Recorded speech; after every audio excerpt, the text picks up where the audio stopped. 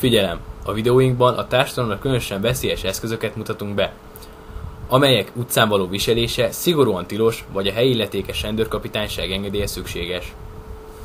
Videóinkban engedély nélkül tartható, önvédelmi, illetve birtokvédelmi fegyvereket mutatunk be.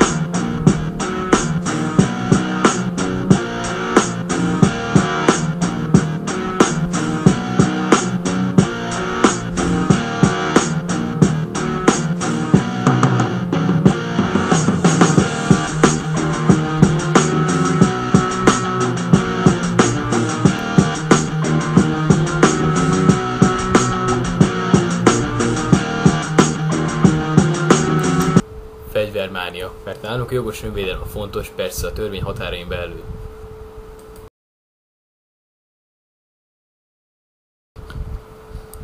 Köszönjük kedves figyelmüket! Fegyvermánia!